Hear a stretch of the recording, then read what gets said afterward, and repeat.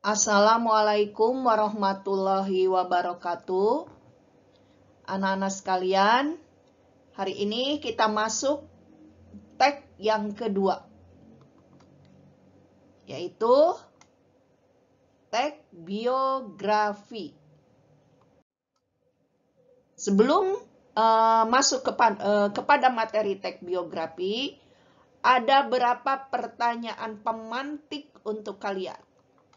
Yang pertama, bila mendengarkan kata biografi, apa yang ada di pikiran kalian? Silakan. 2. Pernahkah kalian membaca buku biografi? 3. Ketika kalian membaca biografi, apa manfaat yang kalian dapatkan? Dan pertanyaan terakhir, kira-kira seperti apa yang dimaksud dengan tag biografi? Anak-anak sekalian, tujuan pembelajaran hari ini ada 4. 1. Kalian harus mampu menentukan pengertian biografi. 2. Mengidentifikasi jenis-jenis tag biografi. Ketiga, mengidentifikasi hal-hal yang patut diteladani dari tokoh pada tag biografi yang kalian baca atau tonton. Keempat, menemukan gagasan utama, gagasan penjelas, dan isi pesan dari tag biografi. Anak-anak, materi pembelajaran 1 untuk tag biografi. Pada pembelajaran ini, kalian nanti harus memahami konsep biografi itu apa. Nah, di sini dituliskan biografi merupakan salah satu bentuk tag cerita yang biasanya disajikan secara kronologis mengikuti urutan waktu. Fakta yang akan kalian pelajari selama mempelajari tag biografi, kalian akan mengetahui contoh tag biografi tokoh ternama.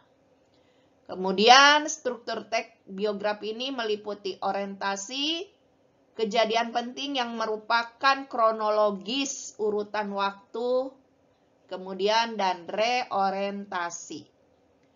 Prosedur penulisan tag biografi. Sebelum menyusun, kalian perlu memperhatikan hal sebagai berikut. Pertama, kalian harus menentukan dulu tokoh siapa yang akan kalian buat teks biografinya. Kemudian, harus mengulas kepribadian unggulnya. Dan pada reorientasi nanti, kalian harus mengungkapkan nilai-nilai unggul tersebut sebagai pesan untuk pembaca. Baik, selanjutnya kita pahami dulu pengertian tag biografi. Secara etimologis atau asal-usul kata, biografi berasal dari bahasa Yunani, yaitu bios yang artinya kehidupan, sedangkan grafi yang artinya tulisan. Biografi suatu tulisan yang membahas tentang kehidupan seseorang. Secara sederhana, biografi adalah karya tulis yang menceritakan tentang kisah riwayat hidup seseorang yang ditulis secara kronologis berdasarkan fakta. Ya. Jenis-jenis tag cerita ulang. Mengapa kita pahami ini terlebih dahulu? Karena biografi adalah bagian dari jenis tag cerita ulang. Pertama, ada cerita ulang personal. Adalah cerita ulang yang memuat kejadian di mana penulisnya terlibat secara langsung. Nah, berbentuk buku harian dan surat pribadi yang masuk ke cerita ulang personal. Kedua, cerita ulang berdasarkan fakta atau informasional. Adalah cerita ulang yang memuat kejadian faktual. Contohnya catatan sejarah. Biografi dan autobiografi ada di bagian cerita ulang berdasarkan fakta. kemudian eksperimen ilmiah, laporan polisi, dan berita di media massa. Nah, ini masuk ke cerita ulang fakta. Dan yang terakhir, cerita ulang imajinasi. Adalah cerita ulang yang memuat cerita imajinasi dengan lebih detail. Contohnya dongeng, novel, dan cerpen. Ternyata dia masuk ke cerita ulang imajinasi. Selanjutnya, kita lihat ciri-ciri teks biografi itu. Biografi harus berdasarkan fakta dari kisah hidup tokoh yang akan kita tulis. Gaya penulisannya biasanya berbentuk narasi. Biografi harus menarik sehingga mempengaruhi pembacanya. Harus memberikan motivasi kepada pembacanya sehingga dapat dijadikan contoh teladan yang baik. Nah, Nana, mari kita lihat sekarang jenis-jenis dari teks biografi itu sendiri. Ada biografi berdasarkan izin penulisan. Pertama, authorizer biografi. Penulis biografi yang telah mendapatkan izin dari tokoh yang akan dijadikan objek utama. Kemudian yang kedua, penulisan biografi yang tidak memakai izin atau tidak diketahui oleh tokoh yang menjadi objek utama. Nah, yang nomor 2 ini tidak boleh ya. Bagaimanapun kalian harus meminta izin. Begitu ya.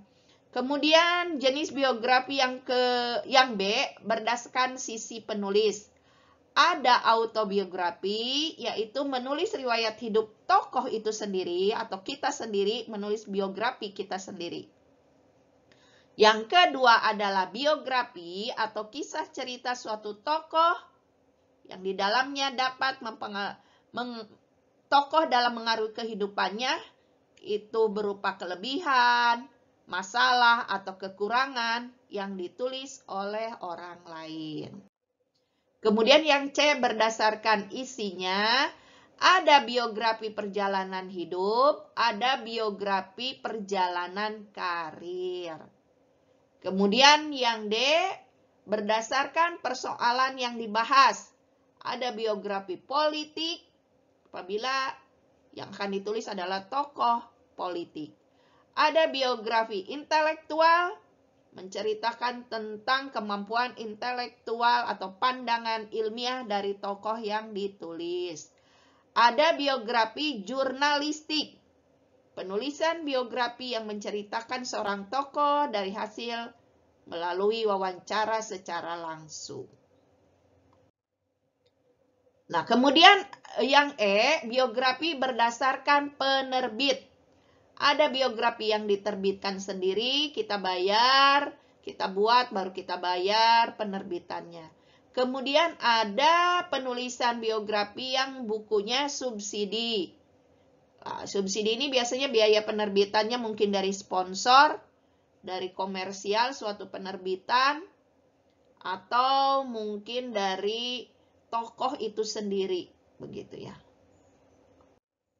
Nah, mari kita cermati pembacaan biografi berikut ini. Ini bentuk video, silakan dicermati dulu.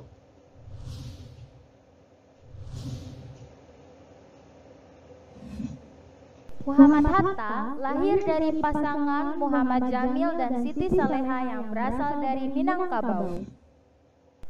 Ia lahir dengan nama Muhammad Attar pada tanggal 12 Agustus 1902.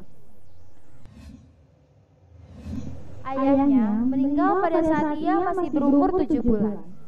Setelah kematian ayahnya, ibunya menikah dengan Agus Najini, seorang pedagang dari Palembang.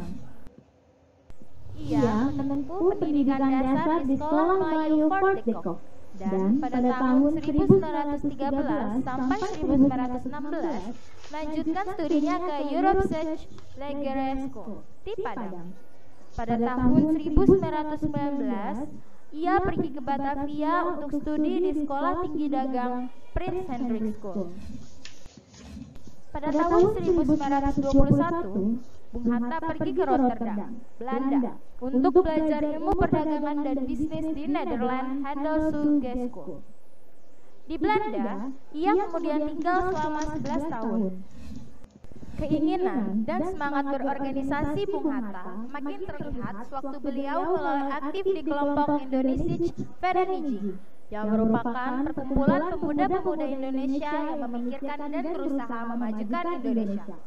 Januari 1925, organisasi ini dinyatakan sebagai sebuah organisasi politik yang kemudian dinamai Perhimpunan Indonesia.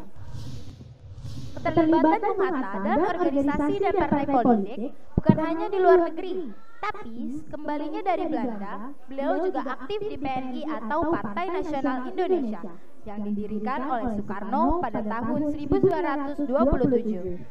Dalam organisasi PNI, Bung Hatta menitik beratkan kegiatannya dalam pendidikan.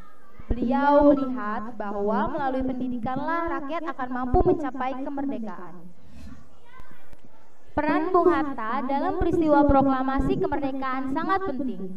Waktu itu, Bung Hatta diangkat sebagai pemimpin utama bangsa Indonesia selain Bung Karno.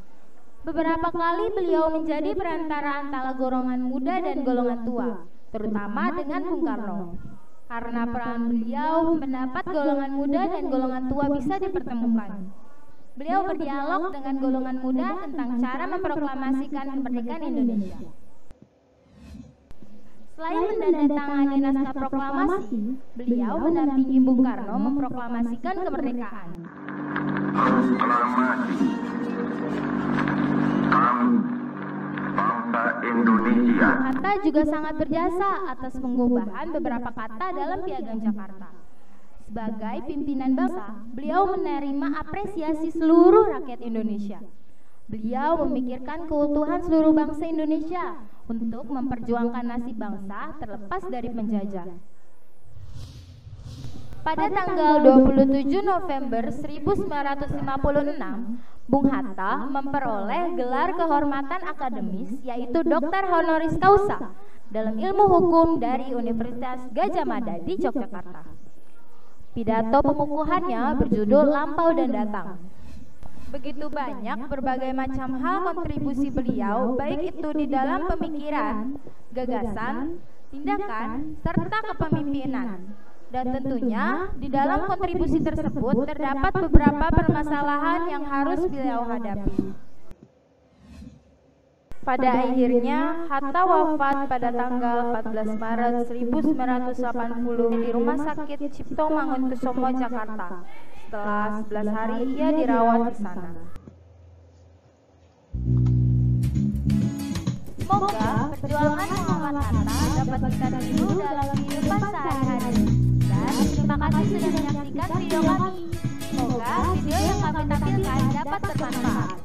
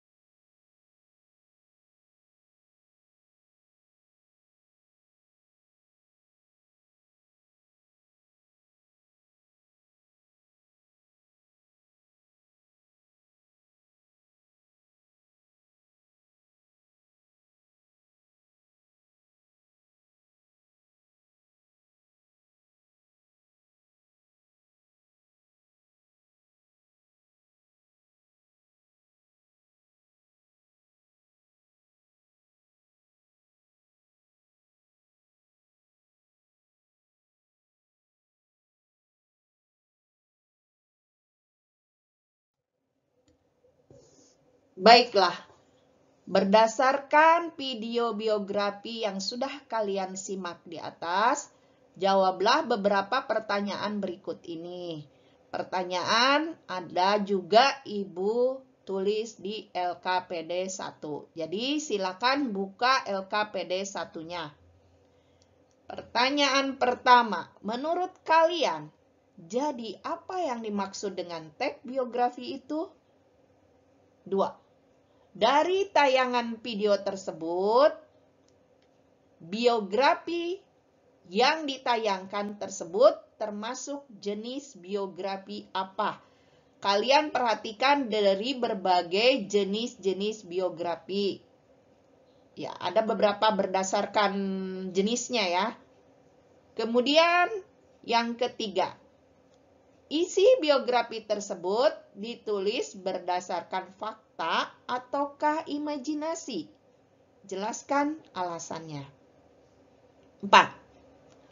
Adakah hal yang patut diteladani dari tokoh biografi tersebut?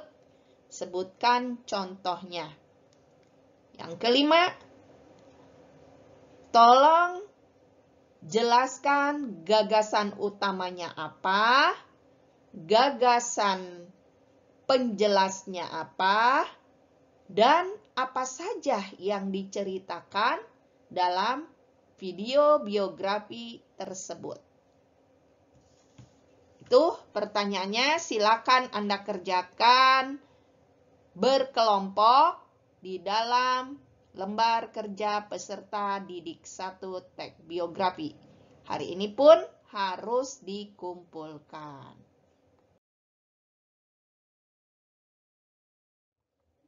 Baik, bunga mawar, bunga selasih, warnanya cerah, tiada duanya. Cukup sekian dan terima kasih. Ibu harap ada yang bertanya.